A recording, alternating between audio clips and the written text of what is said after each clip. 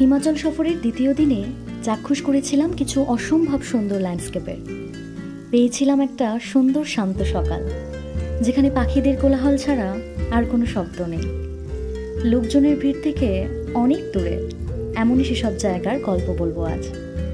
Offbeat হিমাচলের কিছু সৌন্দর্য দেখতে চাইলে আজকের ভিডিওটা তোমার জন্য।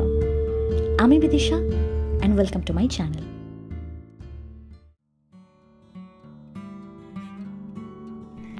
সিমলার লোকাল কিছু টুরিস্ট স্পট ঘুরে সোজা চলে এসেছি কুফরিতে আমাদের হোমস্টেতে।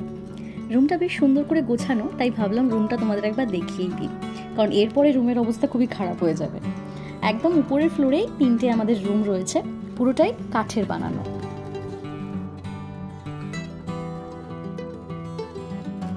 আমরা আছি গুলমার্গ হাইটস হোমস্টেতে, কুফরির লোয়ার পার্ট এটা, আর গ্রামের নাম হচ্ছে বানোগ। আশেপাশে এই হোমস্টে ছাড়া লোক বসতি প্রায় নেই বললেই চলে।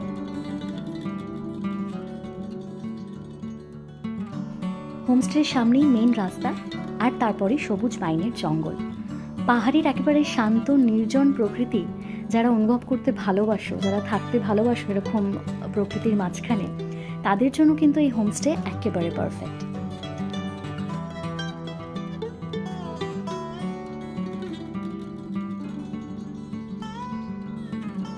এই উপরের ফ্লোরে 3টে রুমের সেপারেট দরজা থাকলেও ইন্টারকানেক্টেড দরজাও রয়েছে। প্রত্যেকটা রুমই একদম সেম। সব মিলিয়ে কিন্তু বেশ ভালো অ্যারেঞ্জমেন্ট। 30 ঘন্টার বেশি ট্রেন জার্নি করে সারাদিন ঘুরে শরীর সবারই ক্লান্ত। ফ্রেশ হয়ে সবাই একেবারে ডিনারের জন্য নিচে নেমেছিলাম।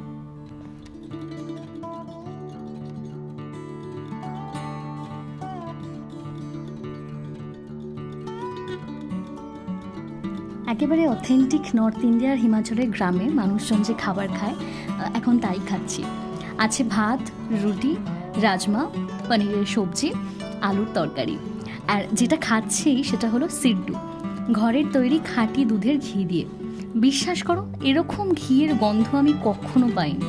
হিমাচলের এই ট্রেডিশনাল খাবার সিড্ডু অনেকটা পাউরুটির মতোই, হালকা মিষ্টি। ঘিতে ডুবিয়ে খেতে যা ভালো লাগছে, এই স্বাদ কখনো ভোলার নয়। তৃপ্তি করে খেয়েছিলাম সেদিন রাতে। সারাদিনের ক্লান্তির পরে এত ভালো খাবার খাওয়ার পর চোখের পাতা আর বেশিক্ষণ খুলে রাখতে পারিনি।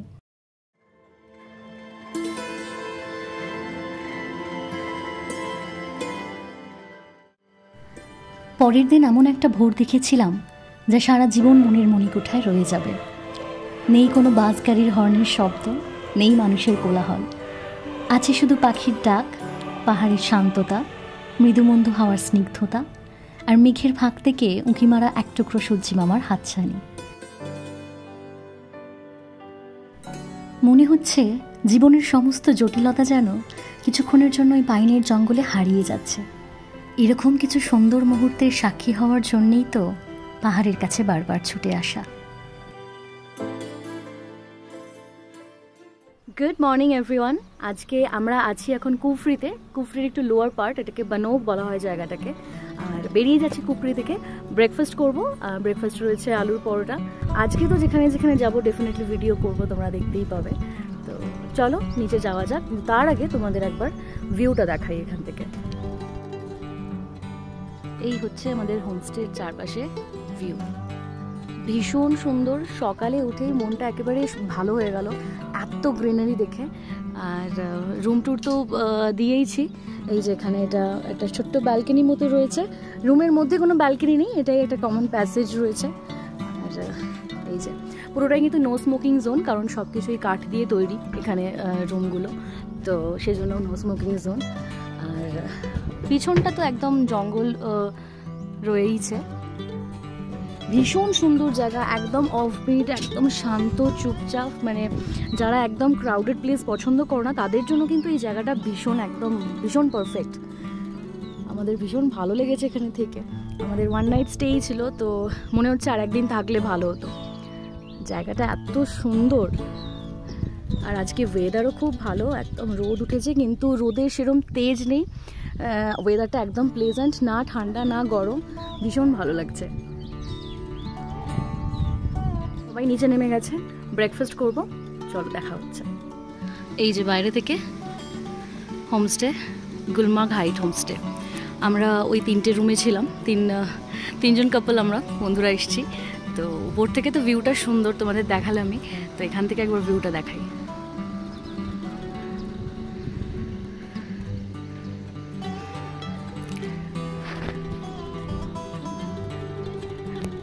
কাল রাতে আমরা সব এখানে এই রাস্তাতে এসে দাঁড়িয়েছিলাম কিছুক্ষণ। আর পূর্ণিমা হতে আর বেশ প্রায় 3-4 দিন পরেই পূর্ণিমা। তো একদম এই জায়গাটায় চাঁদ উঠেছিল, একটা ভীষণ সুন্দর একটা পরিবেশ হয়েছিল। ছবি রইল তোমাদের জন্য, নাইট মোডে ছবি তুলেছিলাম।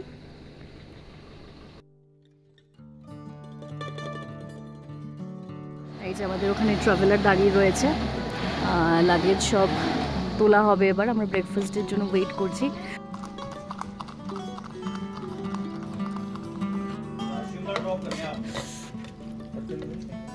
আলু পরোটা প্রচুর বাটার দিয়ে,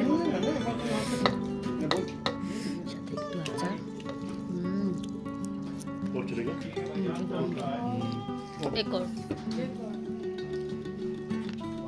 तो आप गुलमर्ग हाइट होम स्टे में आए, आपका अनुभव कैसा रहा?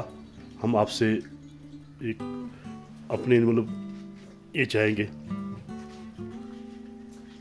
बहुत अच्छा, बहुत बढ़िया, बहुत बढ़िया। सबको रेकमेंड करूंगी कि यहाँ पे आके एक बार रह के जाए। रूम से बोले कि मतलब खाने का बोले सब कुछ बहुत ही अच्छा है, सब कुछ एकदम फर्स्ट क्लास, शांत है, रिलैक्स करने का परफेक्ट जगह है। थैंक यू, फिर से आना। Thank you. जनवरी में फरवरी में आइए, बर्फ के टाइम हाँ, यहाँ पूरा स्नो रहता है। दिसंबर जनवरी में आपको यहाँ पूरा स्नो मिलेगा। ये स्नो की फोटो लगी हुई है सामने, मतलब यहाँ की लगी हुई है पूरी। ये आपको पूरा मतलब वाइट मिलेगा। बाकी हमारे पास 4x4 गाड़ी होती है, हम पूरी सपोर्ट करेंगे, कोई आपको ऊपर ऐसी परेशानी नहीं आएगी। যার গলা শুনলে উনি হোমস্টের ওনার 2 মেয়ে সমস্ত দেখাশোনা করে, ভীষণ ভালো মানুষ। কাল রাতেও ডিনারের সময় অনেক গল্প করছিলেন আমাদের সাথে। আর ইনি হলেন আমাদের পুরো ট্যুরের সারথি, যেমন দক্ষ ড্রাইভার তেমনই ভালো মানুষ। সিমলা এলে একটা রাত এখানে কিন্তু এসো, কথা দিচ্ছি হতাশ হবে না। দারুণ সুন্দর একটা ব্রেকফাস্ট করলাম, এবার বেরিয়ে পড়ার পালা। তবে যাবার আগে বাইরেটা একবার দেখো খালি, কি বলি বলো তো, বলার ভাষাই খুঁজে পাচ্ছি না। এই সৌন্দর্য পাহাড়ের চূড়াগুলোর মতোই আকাশ ছোঁয়া। 5-10 মিনিট হলো বেরিয়েছি, রাস্তায় যেতে যেতে যা পয়েন্ট সবই দেখতে দেখতে যাব।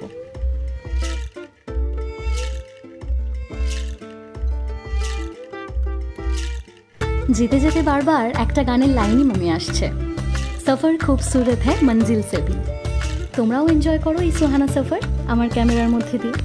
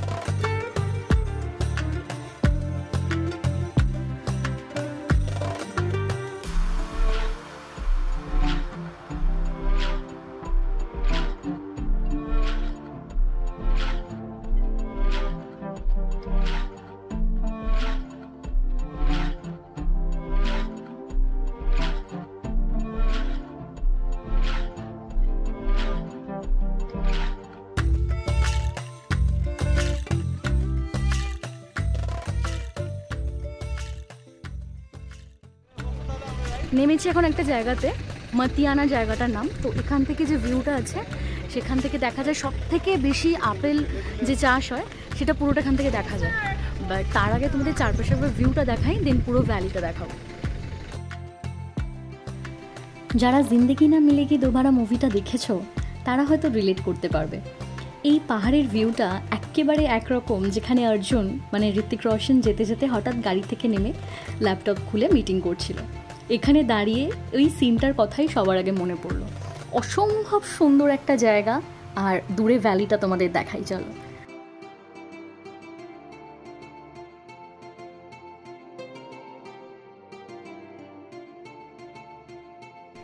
সাদা কাপড়ে ঢাকা ওগুলোই আপেল গাছ, এখন সবেমাত্র ফুল ফুটেছে। বৃষ্টি থেকে বাঁচানোর জন্যই এই চাদর দিয়ে ঢাকা থাকে। এখান থেকে দেখা যায় সব থেকে বেশি আপেল চাষের ভ্যালি।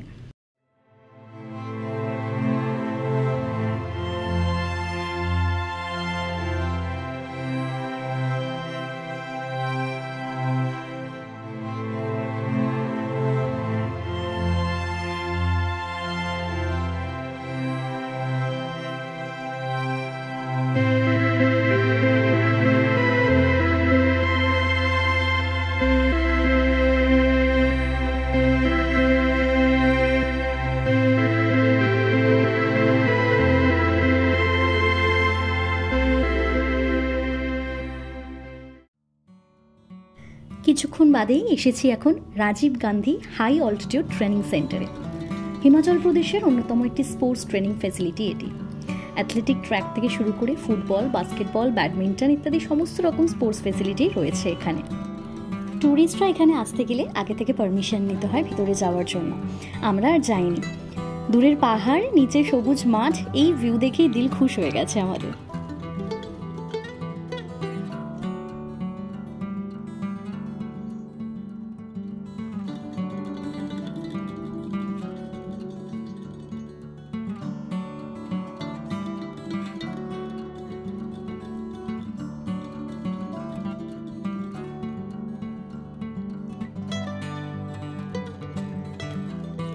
নেমেছি এখন নারকান্ডাতে। গাড়িটা এখান থেকে রেখে, আমাদের তো ট্রাভেলার রয়েছে, তো এখান থেকে ছোট গাড়ি ভাড়া করে যাবো হচ্ছে হাটু পিক, একদম মাউন্টেন টপ। তো এখান থেকে বেশিক্ষণ লাগবে না, আর এখান থেকে গাড়ি ভাড়া নিচ্ছে 1500 টাকা যেতে আসতে একদম। তো সবাই মিলে একটা গাড়িতেই হয়ে যাবে। 7 সিটার এটা এসইউভি বুক করা হয়েছে। এই হাটু পিক যাওয়ার জন্য ট্রেকিং রুটও রয়েছে জঙ্গলের মধ্যে দিয়ে। যারা ট্রেকিং করতে ভালোবাসো তারা কিন্তু একটা দিন এখানে পুরোটা প্ল্যান করতেই পারো। সেক্ষেত্রে নারকান্ডাতে থাকতে হবে।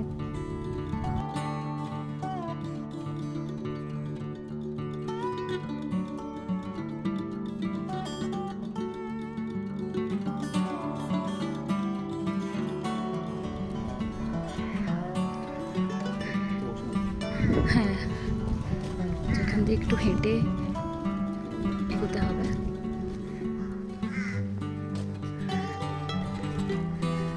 হেঁটে হেঁটে এগোনো যাক।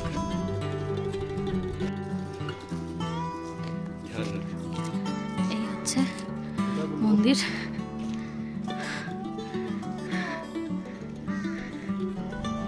এই যেখান থেকে শিমলা 71 কিলোমিটার, নারকান্ডা 7 কিলোমিটার। তো পুরো যে হাইকটা এলাম, হাইকিং রুটটা 7 কিলোমিটার। এখানে কোনো এন্ট্রি ফি নেই।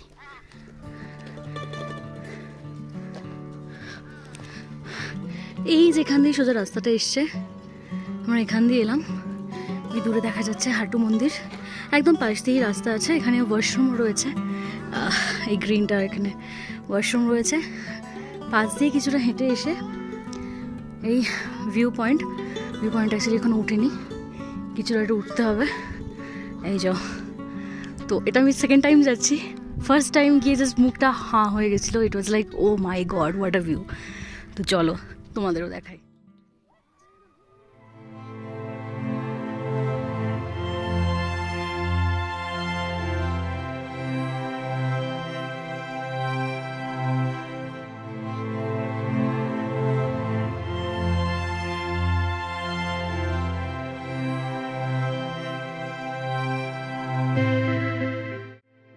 একটু জুম করলে দেখতে পাবে ওই যে দূরে ওগুলো বরফে ঢাকা মাউন্টেন্স। বিশ্বাস করো, ক্যামেরা একদমই জাস্টিফাই করতে পারছে না ভিউটা আমি খালি চোখে যেরকম দেখছি। যতক্ষণ না এসে এখানে দেখবে চারপাশে এত সুন্দর 360 ভিউ, মনে হচ্ছে যেন কোনো রং তুলিতে আঁকা একটা সিনারি দেখছি। এই যে ওরা যেখান দিয়ে আসছে ওখান দিয়ে এলাম, আর এদিক দিয়ে এসে এদিকে তো এই ভিউটা তো দেখালামই। নাও এখান দিয়ে এসে সামনে এই ল্যান্ডস্কেপ। এটা হাটু পিক, 3400 মিটার হাইট।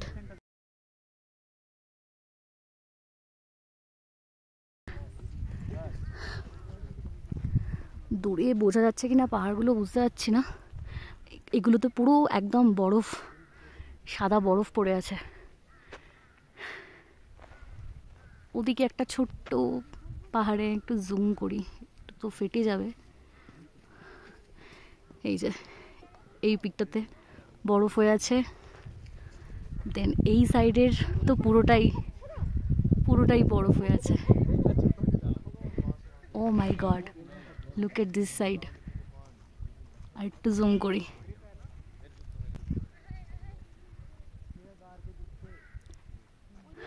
পুরো বরফ হয়ে আছে।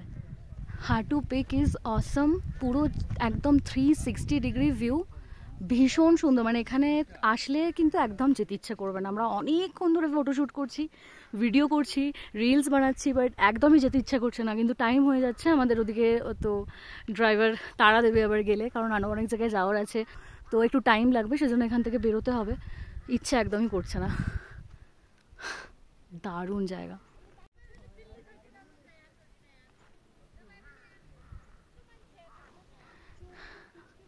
হাটু মন্দির এই হচ্ছে পুরো 360 ভিউ। একবার মেঘলা হচ্ছে, একবার রোদ উঠছে। হিমাচল জানলে মেনলি সবাই কুলু, মানালি, শিমলা, মানে একদম খুব ক্রাউডেড প্লেস, যেগুলো একদম tourist spot, famous tourist place, সেগুলোতেই সবাই আসে। এরকম অফবিট জায়গায় খুব কমই এক্সপ্লোর করা হয়, কিন্তু এই জায়গাগুলো তো একদমই সেরকমভাবে ক্রাউড হয় না।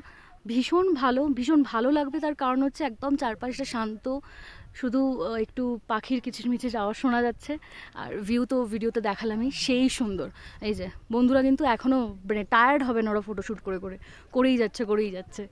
সেরকমই জায়গা একটা। তো সবাইকে রেকমেন্ড করবো একবার হিমাচল এলে ফেমাস স্পটগুলো তো দেখবেই, কিন্তু অফবিট জায়গাগুলো একবার এক্সপ্লোর করো, আরও ভালোভাবে হিমাচলকে এক্সপ্লোর করতে পারবে। হাটু মন্দিরের পাশ দিয়েই যে রাস্তাটা, ওই রাস্তাটা দিয়েই হাঁটছি। আর পাশে তো সেই ভিউ, ল্যান্ডস্কেপ ভিউ দেখতে দেখতে হাঁটার সেই মজা।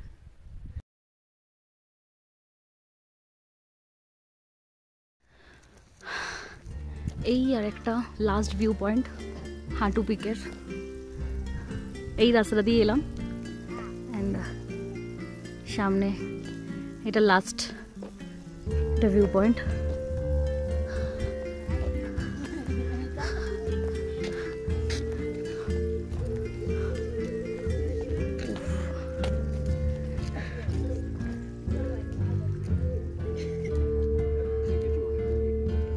সুন্দরের অ্যাডজেক্টিভ শেষ হয়ে যাবে, আর কত রকমভাবে সুন্দর বলা যায় আমার আর আসছে না মাথায়।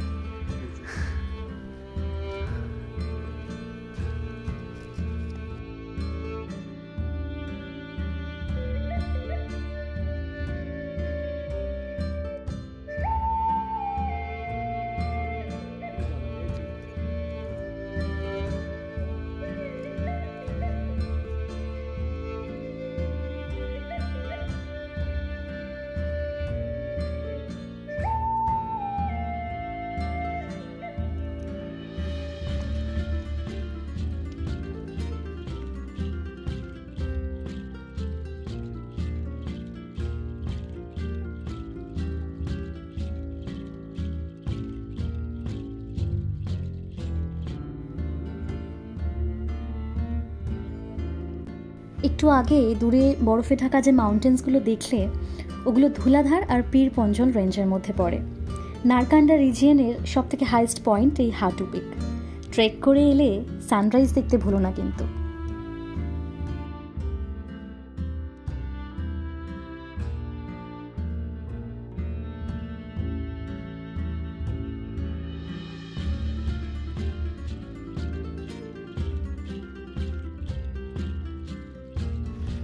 প্রেম করার কিন্তু একদম পারফেক্ট জায়গা, দারুণ জায়গা। এই নৈসর্গিক দৃশ্য থেকে চোখ ফেরাতে পারছি না, বিশ্বাস করো। অদ্ভুত একটা ভালো লাগা কাজ করছে এখানে এসে। খালি বারবার মনে হচ্ছে যদি সময়টা থামিয়ে দিতে পারতাম তাহলে সারাটা দিন বোধহয় এভাবেই চুপচাপ বসে সময় কাটিয়ে দিতে পারতাম।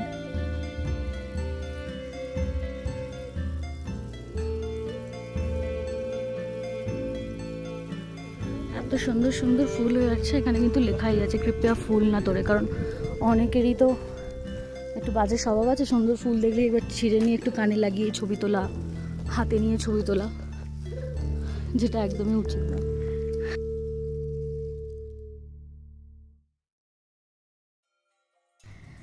এসেছি এবার হাটু দেবীর টেম্পলে। বহু পুরনো এই মন্দিরকে ভীষণ জাগ্রত বলে মনে করেন এখানকার মানুষজন। ওনারা বিশ্বাস করেন এই হাটুমাতার মন্দির নাকি রাবণের স্ত্রী মন্দোদরীর। কথিত আছে অজ্ঞাতবাসের সময় পাণ্ডবরা এখানে কিছুটা সময় ছিলেন। যে দুটো বড় পাথর দেখলে একটু আগে, ওটাকে বলা হয় ভীম চুলা। চুলা মানে উনুন।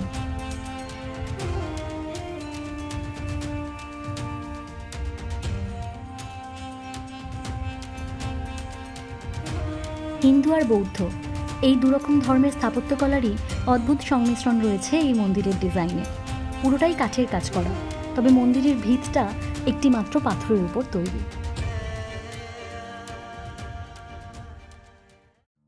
হাটু পিক থেকে নেমে লাঞ্চ সেরে যাচ্ছি এখন জেলোরি পাসের দিকে। এখানে পাহাড়ের প্রকৃতি একটু অন্যরকম, খেয়াল করেছো কি?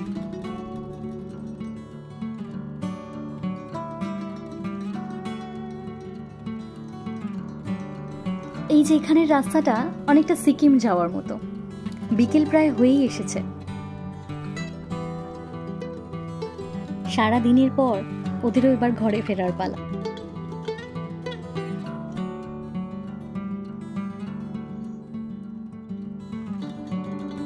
পৌঁছে গেছি জেলোরি পাসে। জেলোরি দেবীর নামেই এই জায়গার নাম। সামনেই রয়েছে জেলোরি মাতার মন্দির। অনেক আগেকার দিনে সিমলা আর কুল্লু ডিস্ট্রিক্টের মধ্যে একটা ট্রেড রুট ছিল এই জেলোরি পাস।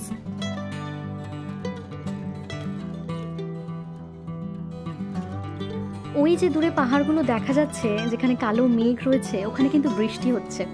ক্যামেরায় বোঝা যাচ্ছে না হয়তো, খালি চোখে একদম বোঝা যাচ্ছে যে ওখানে প্রচুর বৃষ্টি হচ্ছে পাহাড়গুলোতে। এদিকে সূর্যি মামাও অস্ত যাবে যাবে করছে। জেলোরি পাসের যে ট্রেকটা রয়েছে, ট্রেক করে যেতে হয়, সেটা এই যেখান দিয়ে রাস্তাটা গেছে, তা একদমই মেঠো রাস্তা যেটা বলে চলে আর কি।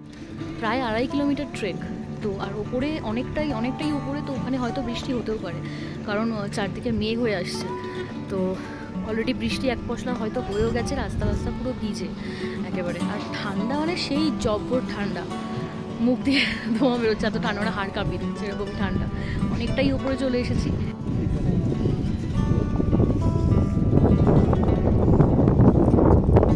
আমার হাত অসাড় হয়ে আছে।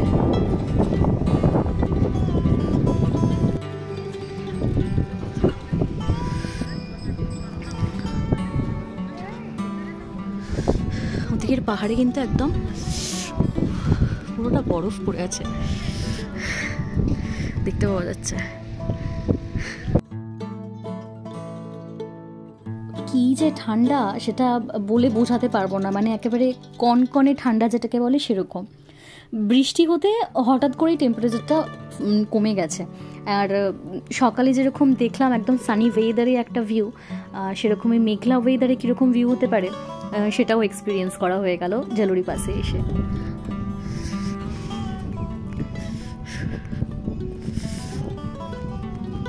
পিছনে ওই যে গাড়ি আসছে, আর আমাদের একটু ইচ্ছে হলো ঠান্ডা একটু হাঁটার। হ্যাঁ, রাস্তায় বরফ পড়ে আছে, তো একটু হেঁটে হেঁটে যাওয়া হচ্ছে। এবার উঠে পড়বো গাড়ি। রাস্তায় হার্ড হ্যাঁ, এটা হার্ডই সফটি। বরফগুলো পুরো একদম, হ্যাঁ নিচেও বরফ পড়ে আছে। ও মা, নিচে বরফ পড়ে আছে আর থেকে থেকে উপরে বরফ হয়ে আছে। চল,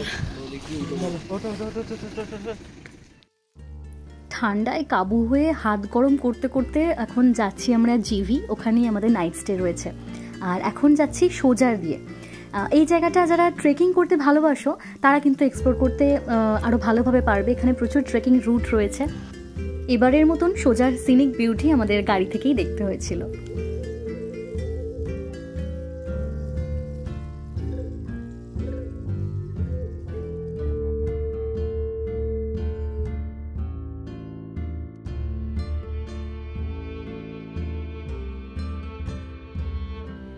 জিভির এক্সপিরিয়েন্স শেয়ার করব পরের পর্বে।